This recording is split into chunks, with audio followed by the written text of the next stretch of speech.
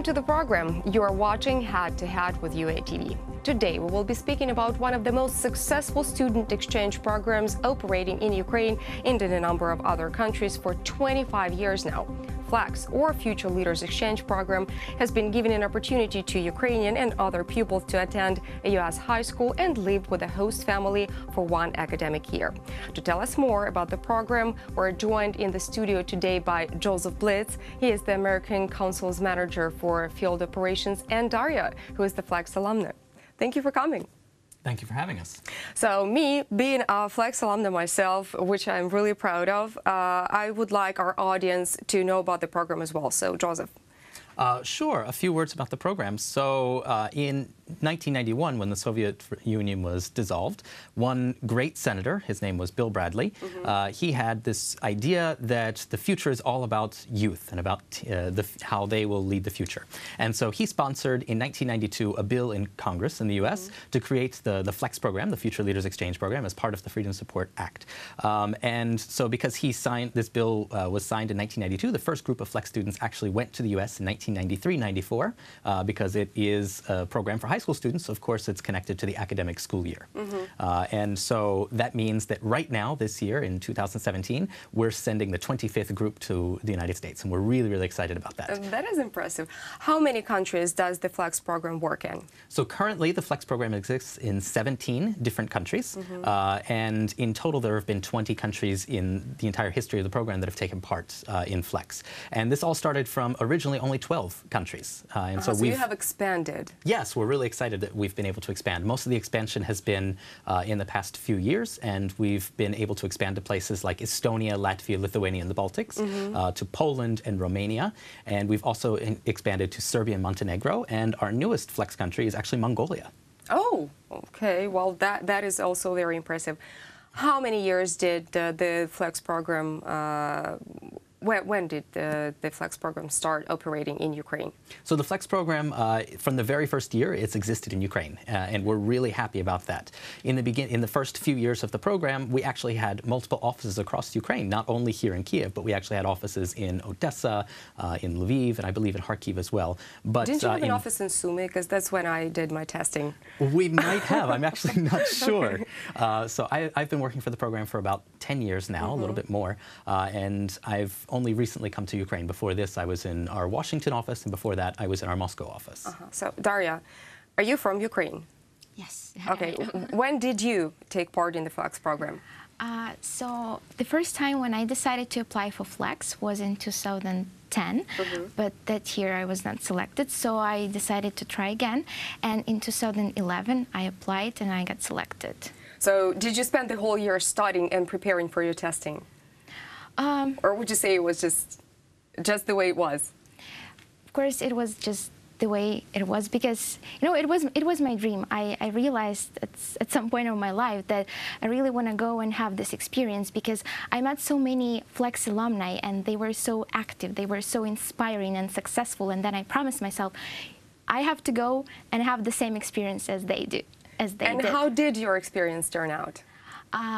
To tell the truth, it was really, really good because I really have, I can say that I still have. I have a nice host family that we still keep in touch with, and I actually had a chance to go and visit them in 2014. Again, right? Yeah, again, for the second time.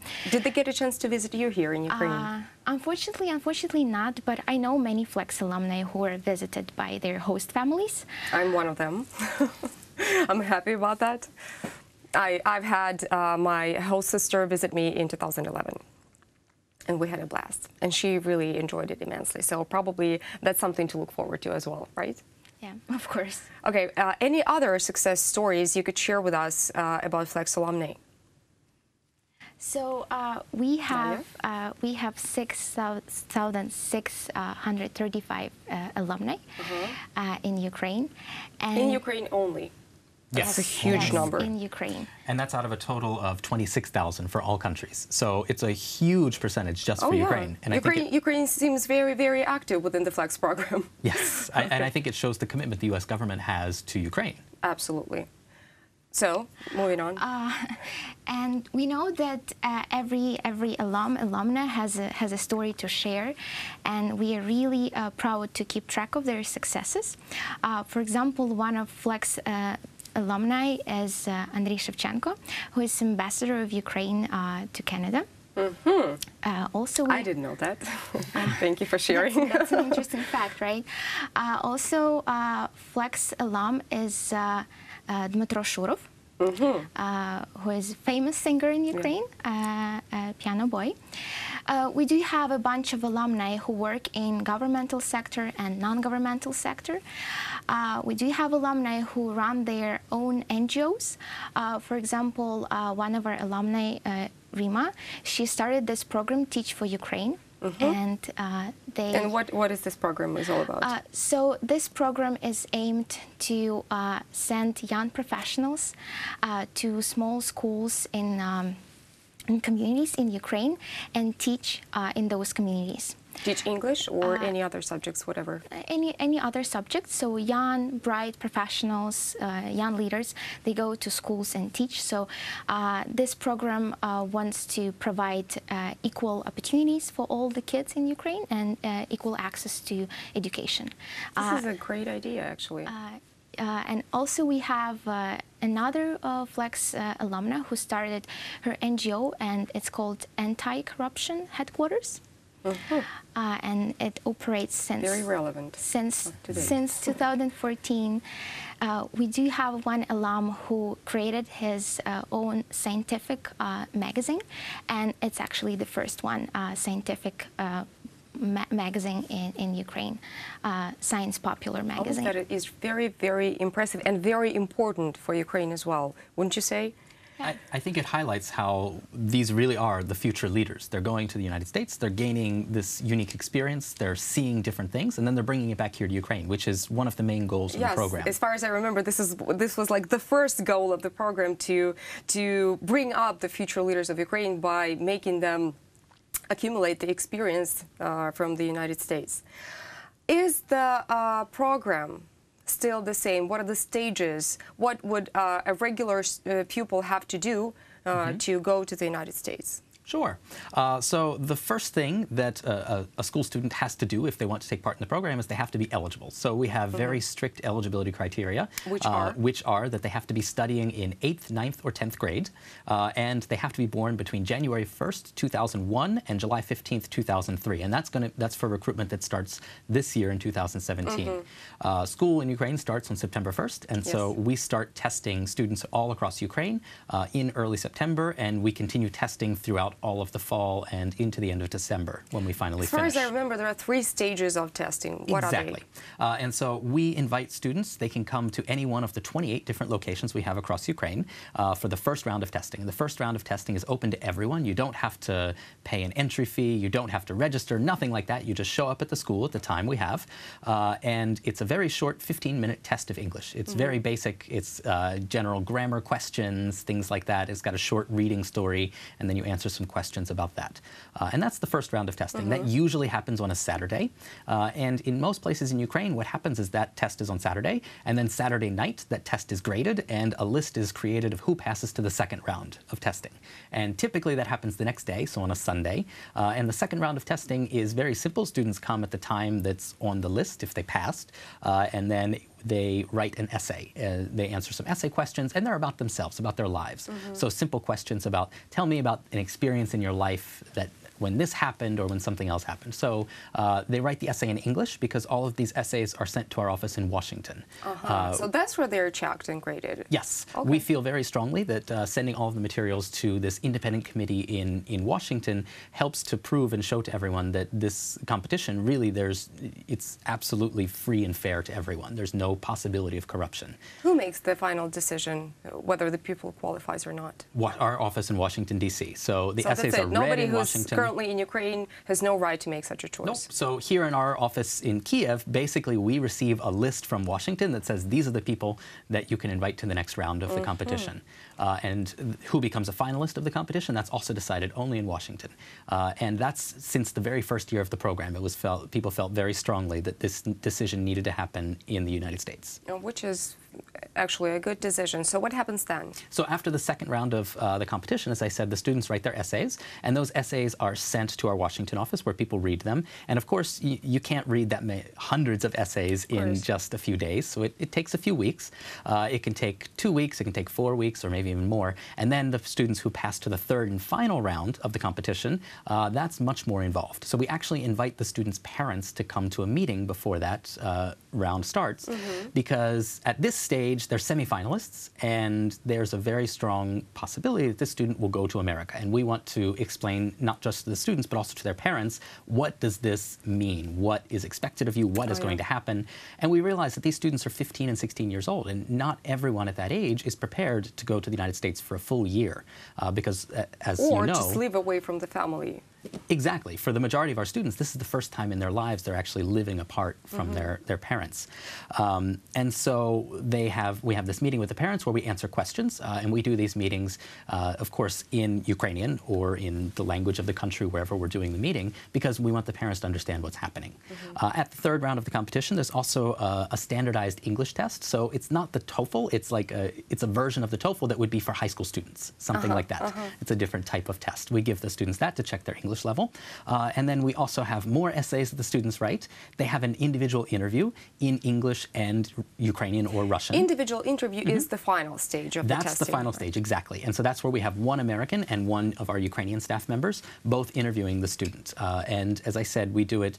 There's a short part of the interview in English, but the majority of the interviews are usually in Russian or Ukrainian, however the student prefers. We give them the choice, because we want to test not just their level of English, but what they actually think and how they actually feel about certain things. They're mentally prepared, right, to go and live in another country and interfere with totally different culture, and whether they're ready to absorb the new knowledge and the new experience. And then what happens? And then after the third round of the competition, the students complete an application and send it to our office in Kiev. And then we just collect the applications at our office in Kiev, we organize them and send them to our Washington office. And then again in Washington, they review the application materials, all of the different essays and the notes from the interview. And in Washington, they make a decision. So as I said, testing starts in September. It usually finishes by the end of December for the last places in Ukraine. And we know who the finalists are only in April. So it's a very long, grueling process. Yes, I remember. How do you find host families? So our office in Kiev, we work only with the students here. We have different partner organizations in the U.S. We call them placement organizations. And these organizations find the host families in the U.S. But of course, there are a lot of flex students, so there are a lot of host families they have to find, and they're not finding host families only for flex students. There are different U.S. government exchange programs, and there are different private programs where people spend their own money to go to the U.S. And so they find host families for all of these different types of students. I said there are a lot of students. So, for example, in Ukraine, this year, we're sending 248 students to the United States, which is a huge number. 248, right? Yes. Okay. The Flex program in all 17 countries sends 872. So Ukraine is by far the largest. Ukraine has the big piece of a pie there. Exactly. It's more than double the second largest country. So it's quite large. To you, Darya, what was your most bright experience living in the U.S.? What did you remember the most? Or maybe you were shocked by something? So probably the most memorable experience for me in the States was when I traveled with my school. So there were 50 of us, and we traveled on a big bus to 4 different states, and every day we did different community projects. So it was like a huge field trip, right? Yeah, it was a huge field trip, but we went to those communities, we helped them, and at that time I realized that every student can make a difference. So this is what they told us, and this is what they taught us.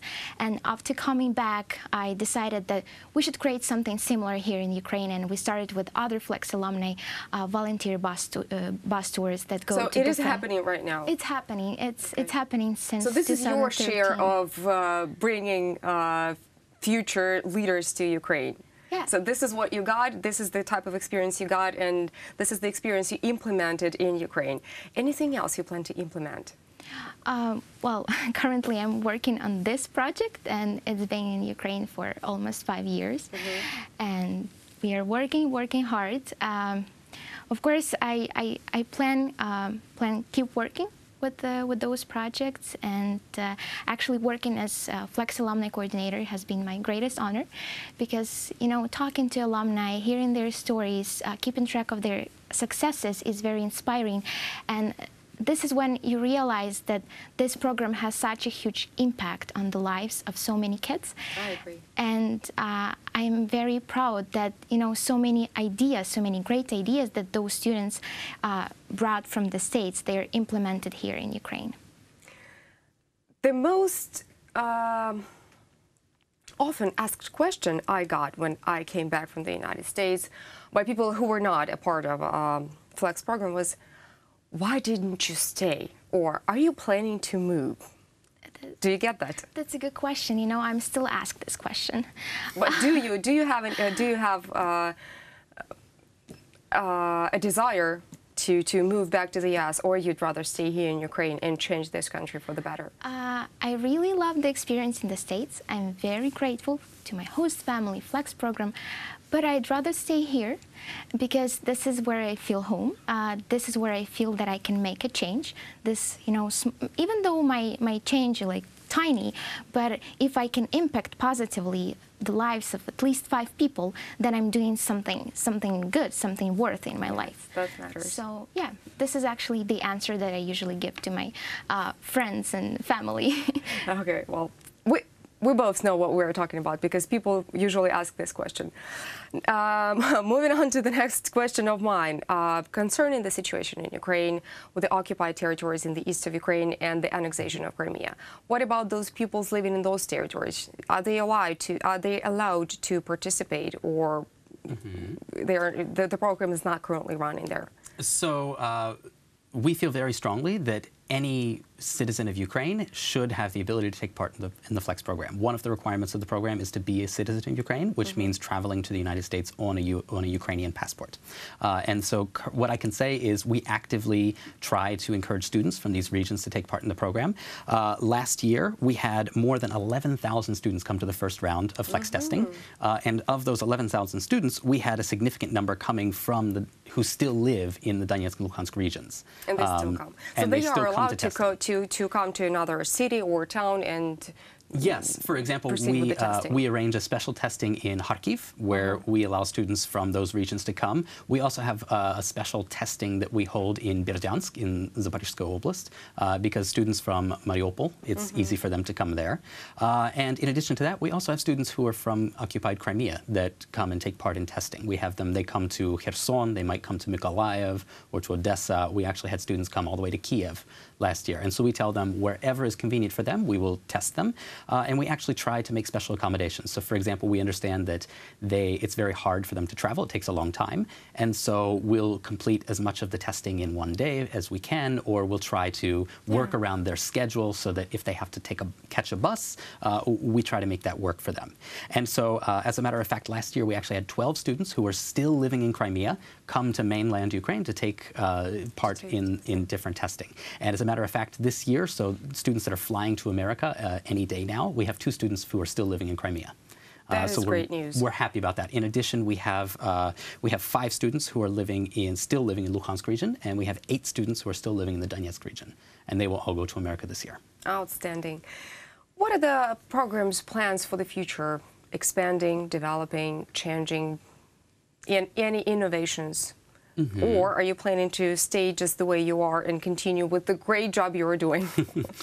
Well, you know, I think that the world has changed a lot in 25 years. Oh, yeah. And, you know, 25 years ago, I've met alumni from the first years of the program, and you might actually fall in this category as well, that when they went to the US, Skype didn't exist. You know, they didn't have WhatsApp or all these other apps to constantly be in touch with their parents back in Ukraine. And, you know, of course, these things, this is modern technology, technology continues to evolve, and we go with it. But we still feel strongly that actually physically sending a person to live in a family for a year, there's no way to replace that. You can't replace that with Skype calls. And so we intend to continue sending students on the program. As far as, you know, other ways that the program can continue to change, as I said, we added new countries to the program. So you're expanding? Exactly. We've expanded, and that's pretty significant for us. From the initial 12 countries to, you know, we added 8 more to 20 in total. And there's still the possibility that we'll expand even more. This is of course, the State Department fully funds the program, so it's their decision. But we are open, and we have added countries before, and we're excited about that. You know, we're hopeful when, for example, a few years ago, in Ukraine, we had a significant increase in the number of participants that went on the program. And so we're excited that things like this can happen, and it's very dynamic. You know, if the State Department is willing to let more students go, we always have that possibility. We, you know, conduct testing with keeping in mind that we might need to send more. You've said, you've mentioned that you've been working in Ukraine only for 10 years, but the program has been existing for 25. Mm-hmm. What is the difference between working in Ukraine on Flex program and maybe any other country? Mm-hmm. Is there any difference? So as a matter of fact, when I started working on the Flex program, I started in our office in St. Petersburg in Russia. And now I'm working here in Kiev. I can say that there is a pretty big difference now compared to 10 years ago, because of course 10 years ago, Skype and things like that existed, but not to the level it is today. You know, also the students that I see here in Ukraine now, I can say that you can just see this, I want to say, a hunger in their eyes. They just really, really want to get out and see the world. And I really like that about students from Ukraine. What I'm proud of, especially here in Ukraine, is I said we have 248 finalists. Of those 248 finalists, just from Ukraine, I would say at least 30 or 40% of them are from very small towns, maybe a village or a suburb of a larger city. And so this is giving chance not just to kids from Kiev or from Kharkiv or Lviv, but from just very, very small, even villages. Another thing that is really impressive is that the kids in such small suburban areas actually get a chance to get a good knowledge of English, which means that the teachers are not bad as well, right? Exactly. And, you know, we're really excited to have them. I mean, the Flex competition is very competitive. I said before we have 11,000 that came to testing. And so that actually works out to a 2% acceptance rate. You know, to put that into perspective, MIT has a 7% acceptance rate, and Harvard and Yale have a 5%. So it's really hard to become a finalist. Now I feel special. Do you feel special? Okay. What was the thing you were the most intimidated before actually going to the U.S.? Because I know a lot of people have their fears. They fear that they will not be understood or that they will not be welcomed by the host family. Mm-hmm. In your case, what was it?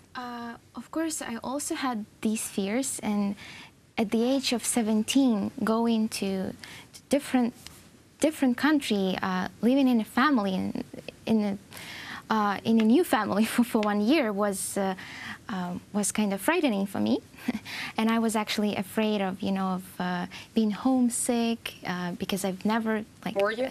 At that time I've never traveled abroad, and at some point of the year, of course, I was homesick. But this year let me, you know, overcome many challenges. Like, I would say the inner challenges that I struggled with. And this year helped me to become mature and independent. And when I came home and I was 18, my mom was surprised how much, you know, you've grown, how much I grew up, and yeah, how much independent I became. So that was really, I would say, life-changing, eye-opening experience, even though I did have those fears before going on Flex. Well, I've had my fears as well. Anyway, thank you so much for coming. Darya, thank you so much for sharing your experience. Joseph, thank you so much for explaining the peculiarities of such a great and successful program. I really hope to see you again. Thank you very much for having us. Thank you. Thank you for coming. That was Joseph Bliz. He is American Council's Manager for Field Operations, and Darya, who is a Flex alumni. Thank you for watching, and goodbye.